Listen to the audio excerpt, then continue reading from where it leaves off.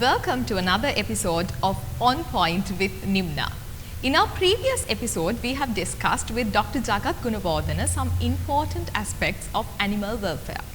Continuing on the same line of thought, today we have Mrs. Champa Fernando, the founder of CACPO and also an executive committee member of the Animal Welfare Coalition, to discuss with us today about the Animal Welfare Bill, the dog sterilization program and rabies eradication. So to begin with, we warmly welcome you for our discussion. And also ma'am, so to begin with, now in 2006, we have introduced the no-kill dog policy, and in 2008 we have introduced the National Sterilization Program. Yes. So, how do you think, how do you see the progress of these policies practically in today's context in Sri Lanka? Thank you, Nimna, for having me and giving me this opportunity to talk about two very pertinent questions which affect both animals and human beings alike. And given the fact that rabies is a fatal disease, it must be eradicated. It's so easy to eradicate it because from an island which does not share common borders, we can easily eradicate it. You asked me about the no-kill policy. So that was introduced in 2006, and before that it was very, very sad that about 100,000 dogs were killed every year annually. And it was a very, very traumatic thing for school kids to see and all that, but then there was no other option. So they kill, annually they cull 100,000 dogs. But it showed that that does not eradicate rabies, because when you remove a set of animals, another set of animals come, because their emergence depends on the food availability. So that applies to all species. So then in 2006, June to be precise, the no-kill policy was introduced. So that is an exemplary, unprecedented policy for Sri Lanka and I'm sure entire Southeast Asia. So we were very happy about it, and then we developed a national sterilization program, because you can't have a no-kill policy and then allow dogs to proliferate. So there should be some birth control, humane. So the national sterilization program came into being in 2008, and we expected it to really take on, but the national sterilization program was handled by the health ministry, which did not have veterinarians who can sterilize dogs. So despite us, I made the model actually and handed it over for the pilot program, and then despite the fact that they did not have veterinarians, and despite the fact that, given the fact that the Department of Animal Production and Health, which is the government state entity that has the veterinarians, the government veterinarians work under that department, and they were not empowered enough to handle this island-wide program. So this was the situation in 2008, and because there's a no-kill policy, there was a need to sterilize dogs. So the health ministry undertook it, and they gave it out to contract vets, and it started island-wide. But there were some shortcomings, because contract vets can't go, they can be omnipresent across the country, and then as everyone knows, dogs come into heat twice a year and they multiply. Like it has been estimated, this is an assumed figure, one female dog and her progeny, say let's say 6 dogs, say let's say 4 are females, those and the mother will go on replicating dogs like that continuously over 6 years. It can give rise to about 66,000 dogs. So without sterilization, then the other option is to kill. So we needed some kind of birth control, some kind of control of the population. So the most humane thing, which is culturally and acceptable to Sri Lanka, and which was lauded actually, was done. To date, it has been the policy. From 2008 to 2025, as a policy, no dog has been killed to eradicate rabies. So I think even during COVID and during the difficult times, there was no such decision. But given the fact that the Department of Animal Production, which is the legal authority made to, like they have been given the legal authority to eradicate zoonotic diseases. Zoonotic means animal passes it on to human beings. So we know the dog is the closest carrier. But we are constantly having dogs, whether fatal or not. I mean, the animals are with us. And the fact is, the best thing is to vaccinate them and make sure that they don't get overpopulated. So there is a scientific method to this whole thing, but it was not, maybe there was no political commitment. I don't want to say this one didn't do that, because there's no point in blame gaming. But we have come today to a crisis level where we are almost sitting on almost a volcano, because in 2024 money allocated for national sterilization, dog sterilization from the budget. I must laud the governments that came through from 2008 till 2025, including this government, for allocating money to do dog sterilization, despite the fact that we are having so many other issues. So that I will really appreciate. So 2024, unfortunately, we got the information from the Animal Welfare Coalition, applied the right to information application, and we got this information. So it's very reliable information that in 2024, of the 185 million that was allocated to sterilized dogs has not been used, and only about 100,000 was used. And what happens to unused money? It goes back to the treasury.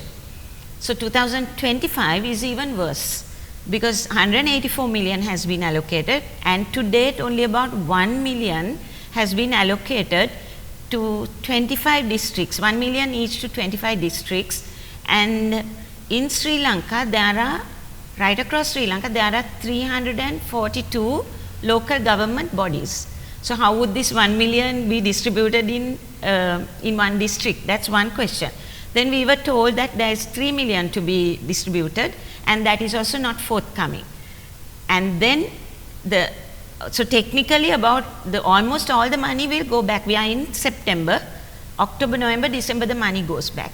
But we do a lot of field work, so we go to the villages, and they are in terrible, the villagers, they don't kill or do anything, occasionally a man might kill, I mean, we hear abuse stories, but as a practice, our people are very humane and they're very tolerant. They feed the dogs, but they have an enormous problem. So that is why when we formed the Animal Welfare Coalition, we designed with the establishment of the provincial councils, we designed, that's the political leadership, we designed a program where this program can be done, and it means sterilization, vaccination, awareness, and registration is needed for pet ownership. And the political leadership is there, plus the community participation. They are clamoring to get their dogs sterilized. So we went and we gave this program to several Pradeshia Sabhas and some MPs, current say, and it was really lauded, by them, and they are waiting to do this program. But as you say, the problem is the lack of money. So we are right now, if you go around the country, there are lots of dogs that have invaded space, and with that we will have to vaccinate more dogs, with that we will have more accidents, with that we will have more bite victims, and then bite victims means you can't keep quiet, you have to give them the post-exposure prophylaxis, which is called the PEP, and that is very costly, but you can't allow people to die. But despite that, about 20 odd people died last year. I'm not too sure about current this year, but I think several people died, including some children. So when you have all these puppies on the road, unvaccinated, people love to take a puppy from the road and take, but that could be very dangerous. So we want this proliferation, dumping, everything to stop. And there is a methodology, and we have now established the political interest and the commitment. So that is where we are currently now, but we are on almost like a crisis level with the dog population. Right. So now, as you told about this dog population control, now dog is a pet who is like really close to humans. And also we see that the dog population has increased now on the point that from 2006 onwards there is a no-kill policy that is in practice in Sri Lanka. True. So according to that, we are not killing dogs Yes. in Sri Lanka. Yeah. But then how can we control this? Now why do we need to actually control? Because of the problem of rabies. The issue of rabies, now we need to control this situation. Now if we are not killing, the only other options that are remaining will be sterilizations, vaccinations, awareness, these kind of options. Yes. So according to statistics, how do you see the current situation in rabies eradication in Sri Lanka? According to the statistics, are we progressing or are we in a critical situation? What can you say about As I said, we are in a critical situation. Statistics wise, though this government, I hope they will change that, they're having databases, and we propose that. Statistics wise, if you ask anyone, what is the dog-man ratio, no one can say that, because we have a magical figure where we say 7 human beings to 1 dog. But it also depends on urban areas, semi-urban areas and rural areas, because the dog population depends on the food source. So urban areas there is more food, semi-urban lesser food, and so you will proportionately you will have the ratio. No one has done any studies, no one has taken the pain to have a database and maintain these figures. So if you ask a certain MOH office or something, they say, okay, we have vaccinated about 70% of the dogs and sometimes more. But my question is, without knowing the actual dog population in an area, how can you even say that you have vaccinated 70 or 80%?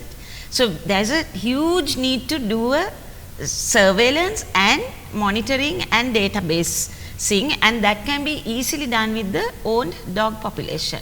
Not to take any money from them as registration, but they need to be registered, because with that dog population we can have an estimate of the closest street dog population. And then that also eventually we have to stop dumping, because they are actually, when we say, let's say we clear the Bathramula area of street dog sterilizations and vaccination, someone comes in 2 months time and dumps a lot of animals, lactating dogs, puppies, and that's common. So we need to stop that by legislation later, but first we need to stop that by giving these people the opportunity to have their dogs sterilized in a very decentralized manner in their area. They can't bring a dog from say Matale to Kandy. It's not going to happen, because it costs money. So that also, for the 2 years we are suggesting that the state government veterinarians are there in in every AGA district. Engage them, get the dogs sterilized for something like 3,000 rupees or whatever standard amount, and they will do it. So now we have come to a point actually where the Department of Animal Production is very favorable in taking this on, because they have 700 vets and they are idling. They are not allowed to engage in this very crucial program. So we are asking, actually, engage, do not exempt the DAPH, because we cannot eradicate rabies without their concrete participation, because they have the capacity to sterilize, so surgical sterilization, and medical doctors can't. So keeping that part in the health ministry is futile. We will never see rabies eradicated in Sri Lanka. I can vouch for that. Okay. So you also mentioned that litigation plays a important role in eradication of rabies. Yes. So in that point, we know that there has been discussions about animal welfare bill, Yes. which is still pending. Yes. Actually. So how crucial is it to pass this animal welfare bill, and also why is it pending still? I will give a little bit of history, because I was involved from the inception as a person who contributed to the draft stage in 2006, mind you. So it was drafted, and then over the years it got presented to Parliament in 2010, got rejected because Parliament got dissolved, at that time, and then all the the acts come out, you have to start all over again. So it went on like this, and 2014, 2015, 2023, the Animal Welfare Draft Bill was approved by the Cabinet. And I did not have a huge part to play in the draft stage, I mean, unless right at the beginning I did, but latterly I didn't. And we all thought this is going to be really a superb bill, because we did not know the changes that had taken place. But and so after the Cabinet approved it, it was taken up in Parliament, and it goes to a stage called the order papers, during which time you can protest about it, to the Supreme Court. And we were not aware, and we thought it's good. And then it comes to the first reading. So at the first reading in 2023, we found out, some of us animal welfareists, we formed a coalition, and we found out with the guidance of President Council, Mr. Anura Maddagoda. He studied the bill, and we also realized there are certain shortcomings, legal shortcomings. And therefore, he guided us, and we made amendments to it. So fortunately, we were given the opportunity to air out these amendments in Parliament, which is taken up by a committee called the Sectoral Oversight Committee, which is Parliament actually. So there, all the stakeholders come, we presented our amendments, which made the Animal Welfare Bill very good, and also a much improved version on it sort of eliminated all the problems the animal welfare, the previous draft had. So unfortunately, we do not have a status update on this. So the usual procedure is, once the amendments are approved by the Sectoral Oversight Committee, the Sectoral Oversight Committee tells the relevant ministry officials to send it to the legal draftsman to include the amendments that were approved by Parliament now. And then from the legal draftsman, it goes to the Attorney General. Now we do not know that whether these amendments have gone through in this procedure. So we have again applied for a right to information application to the Parliament, and they have sent us some information which we are not satisfied, and there is room to appeal. So we have appealed. So we are waiting for that. So to get to the point why 2022 Cabinet approved bill was faulty, one thing, it did not have any reference to prevention of cruelty. And this, once it's passed, it repeals the 1993 Prevention of Cruelty to Animals Act. So then without that, it can cause problems. Then it also exercises speciesism.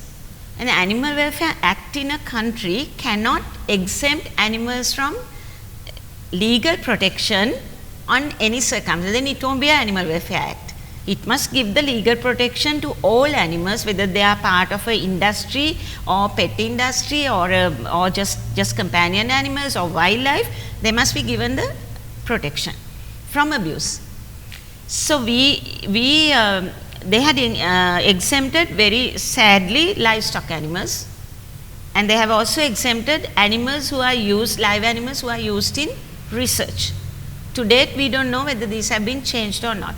So the fact of the matter, when you exempt livestock animals, it can be very detrimental to a country, because now the world is progressing very fast, and they are actually looking at animal welfare aspects, and people buy their produce also looking at the labels now.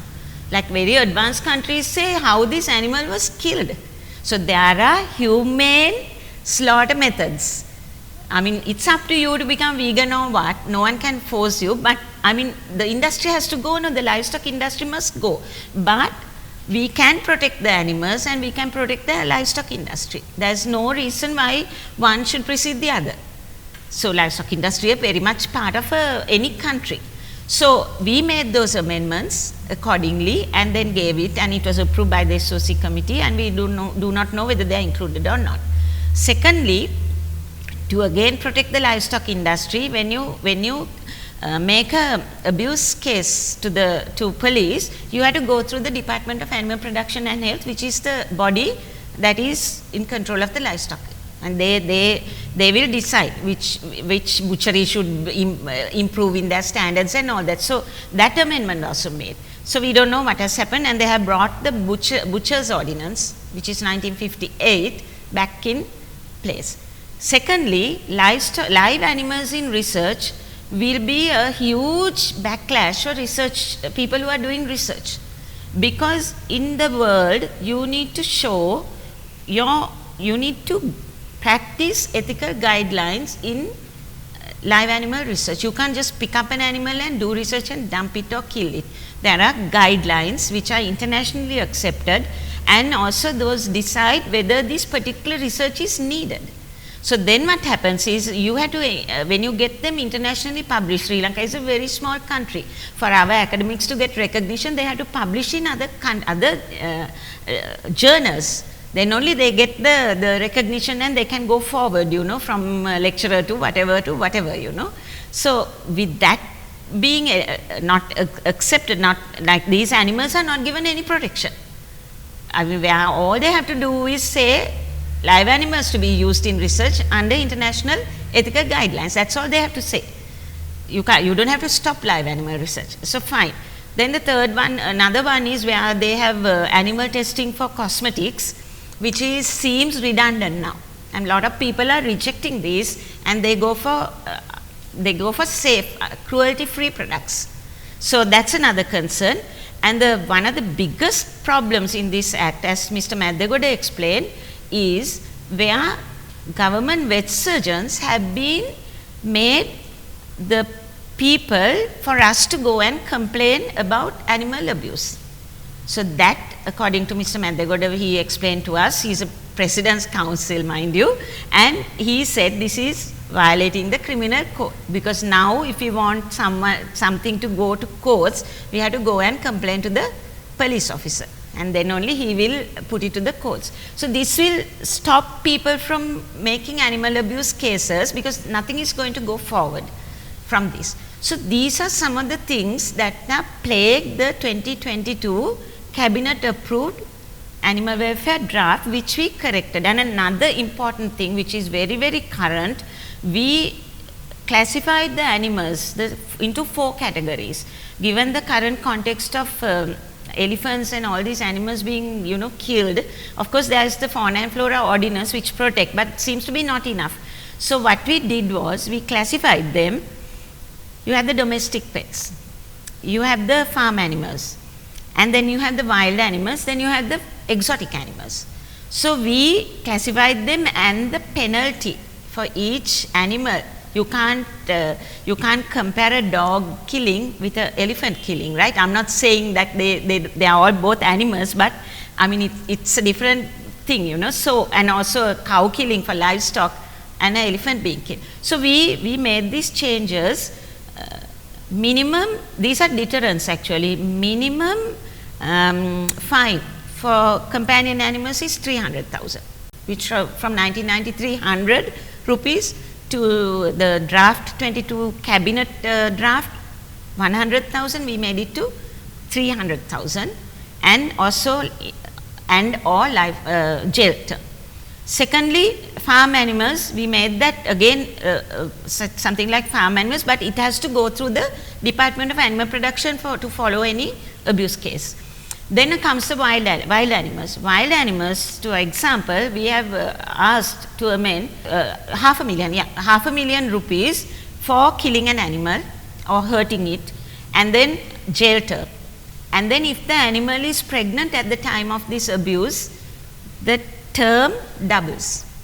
So these are actually, and same goes to exotic animals. So these are for the magistrates to consider and then apply. But when you know that if one person gets this, it spreads in society and they will stop, you know. It's like our people, I don't know, I mean they respond to fines actually. More like even jaywalking, if you say you are going to be fined, once or twice, 2 or 3 people are fined, they will start using the pedestrian crossing. So it's an unfortunate thing, but we have to change that. So I'm not saying fine everyone for every little, you know, problem, but we need fines as deterrence. So that's where the Animal Welfare Bill lies, and if we have this taken up again in Parliament and either totally anew or with these amendments, has to have these amendments, then of course we will have a very exemplary Animal Welfare Bill which will eliminate most of these issues of dumping, killing, hurting, all this.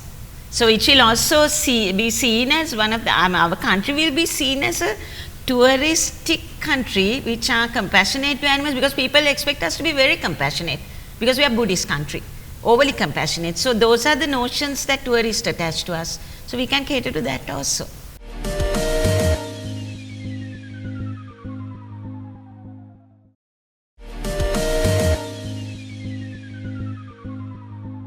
You're joining back with On Point with Nimna. So today we are in discussion with Mrs. Champa Fernando, an animal welfare activist, the founder of CACPO and an executive committee member of the Animal Welfare Coalition. So we were discussing how the litigation, how this Animal Welfare Bill and other such initiatives, and also these organizations, the animal welfare organizations, how these things has affected the welfare of animals. Specifically, today we are discussing about the rabies eradication program, the sterilization programs, and also the Animal Welfare Bill. Now, as we discussed, since this is a common problem for the society of Sri Lanka, this is not only limited for animals but also for all the human beings, because rabies issue, and if you are a dog owner, all these issues are interrelated. So now, as common people, as general citizens, ma'am, what do you think is the role of a common citizen in the aspect of rabies eradication? How do you think the common citizen, what is the role of a common citizen, and how do you put this into action? Yeah, that's a very good question actually. We all have a responsibility as citizens of Sri Lanka, not only in rabies control but in everything. I mean, our lives should not be a burden to the rest of the community, you know. So same thing goes, so if no one asks you or me or them or anyone to bring up a dog, but you know, if you are bringing up a dog, that they can have puppies, they can get sick, they have to be cared for, they have to be fed, they can't be tied for long hours, and so on and so forth. So there is something called the concept of responsible pet ownership. So my message is, if you are unable to take care of a pet, please refrain from having one, because it causes a lot of problems for the rest of the community. Because if you start dumping animals, then you are actually expanding the rabies situation, you are adding to the problem. So everyone, I mean, those who have money, get your dogs sterilized, including the males, because they also go on the roads and after females, and they cause a lot of traffic accidents and so on. I mean, come on, I mean, in Sri Lanka we don't have 90% of our houses do not have walled premises. So most of the dogs, I mean, everyone has a right to bring up a dog. They are on the roads, or they are loitering, or if there is a dog in heat, they will be after, you can see. So to give you another figure, 70 to 80% of dog ownership, people tend to have male dogs in their homes. It's only a few who have the females. So what we say is, have them neutered, have them sterilized, but that's not enough.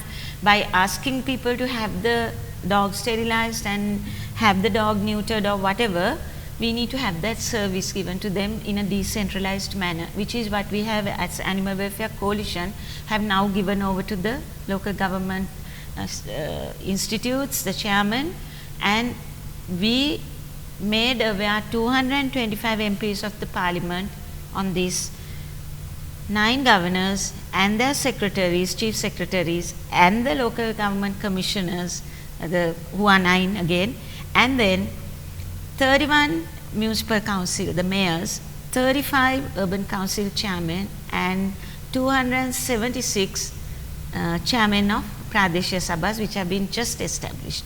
And they are keen to get this service to their people. So to give an example, in Vilgamua, where we did a program, actually 2 young girls and another gentleman, they collected the money because the vets have to be paid. I mean, they are giving a service. They can't do it free, you know, they have to be paid something, and they collected the money. So we have generated a huge political commitment amongst the current lawmakers. But that itself is not enough. People need to exercise, and they can, now that we have established this program, they can go to their local government chairman, their MP, and say, give us this service. That is what we are telling the people. Kindly get your the lawmakers to give that service. The only impediment for them to activate this program in each and every, say, Pradeshiya Sabha or municipal council or whatever, is the lack of money. And sadly and tragically, it's sitting unused, 184 million rupees sitting unused. So it's actually a tragic tragedy, and actually what we are doing is we are exposing the people to rabies. We are exposing the animals to abuse, and then no one can have an unlimited number of dogs walking all over, inside institutes, inside hospitals, inside this and that. I mean, you can't vaccinate so many dogs.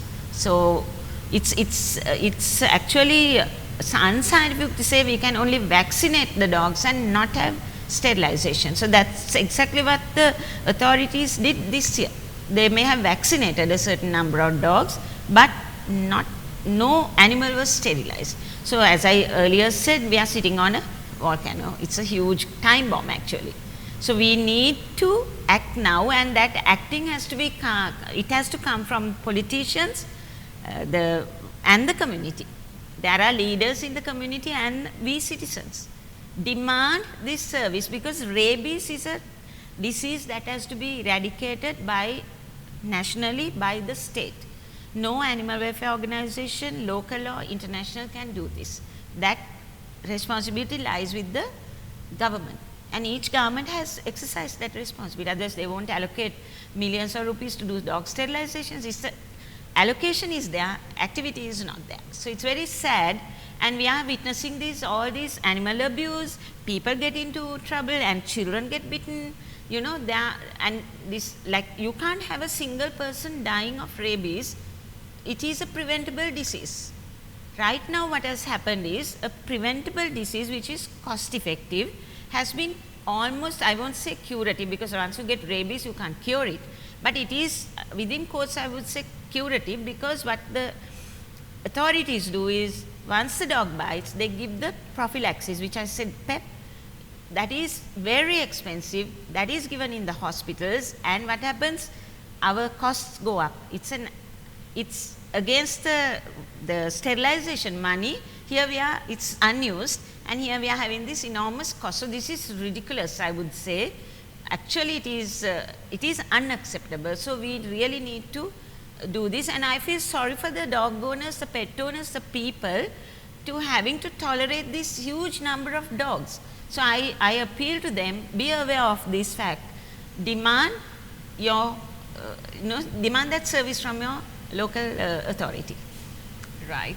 So now, as we discuss the role of litigation, the common citizens and also the organizations in animal welfare and also rabies eradication, now I would like to ask you, what is the role of policymakers, or what is the message that you have for the policymakers in regard to this topic? Yeah, actually policymakers have an enormous responsibility, because in rabies eradication there is a very logical sequence to rabies eradication. These things must happen simultaneously. One, at least 70 to 80% of the dog population must be vaccinated concurrently for 2 years to get something called herd immunity. Now we were vaccinated for COVID time, regardless of whatever we were given, that is to create herd immunity, which eradicates a disease. So it applies to rabies. So that is not satisfactorily done. I am not pointing figures, I am not blaming, but What my question is, without knowing the exact dog population, how do you say we have vaccinated 80% or 70%? And also, it is not successful, rabies has not been eradicated, because we are now in this critical situation with animals having rabies, biting people, and the only thing that prevents death is they go and get that pep. They are given it, you know. So, other thing is, like I would like to add here something I missed. You asked me about people having the responsibility. Yes, they do have a responsibility of the government vaccinates dogs, own dogs, every year, and they give a card.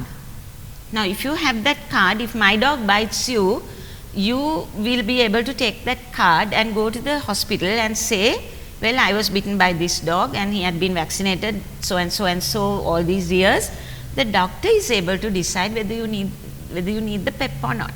Plus, if you have got your PEP once, it's your duty to keep that record with you, because if you get bitten next time, you take those both records and give it to the hospital.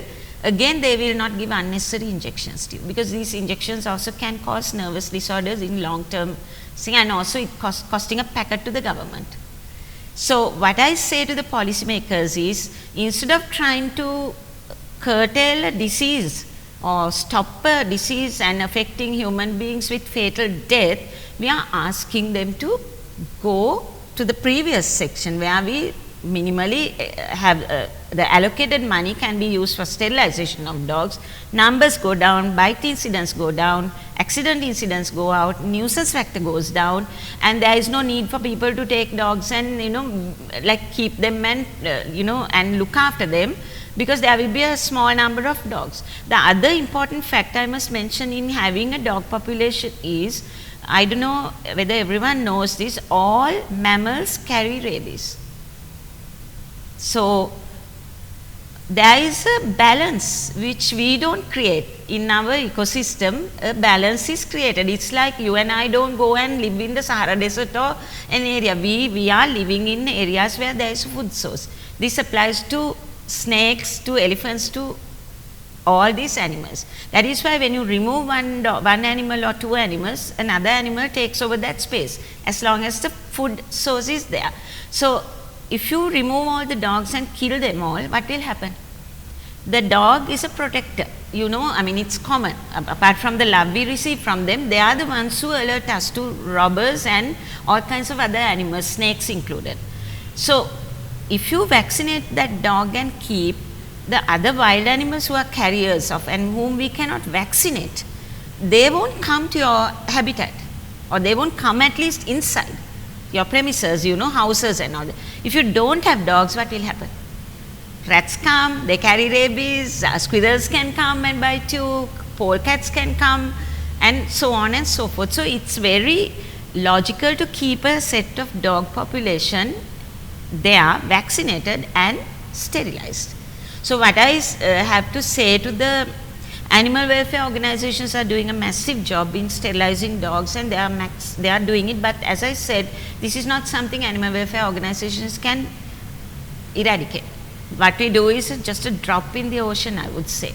So, I appeal to the current government, the president and the Minister of Livestock, kindly take on this, give this program of animal birth control and rabies eradication to the legally authorized entity, state entity, which is the Department of Animal Production and Health.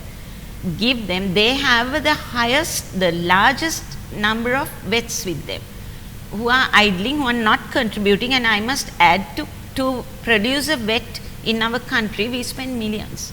And if you are not using them for a legally authorized activity that they are supposed to do, well, it's something that needs to be looked upon by the policymakers. So, my appeal is, please allocate the money, and next year please allocate the budgetary allocations to the Department of Animal Production and Health, not the Health Ministry, which is concerned with human diseases, and kindly get this activated for 2 years. If you do it consecutively, thoroughly, as we say, by 5 years we will see rabies eradicated, and we will have an enormous amount of money saved for the country.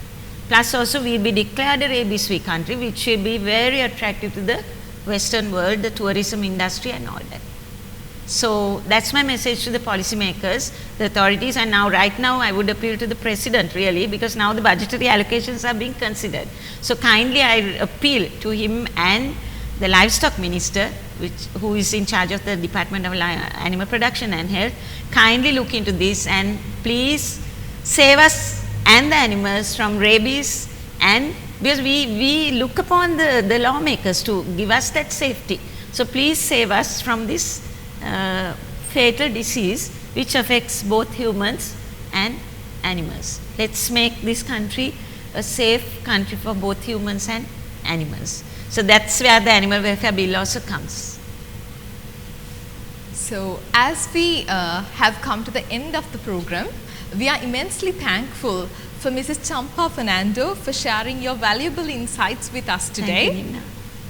Right, and for all our viewers, thank you for watching us, and till we meet with another important episode, stay focused, stay informed, stay on point.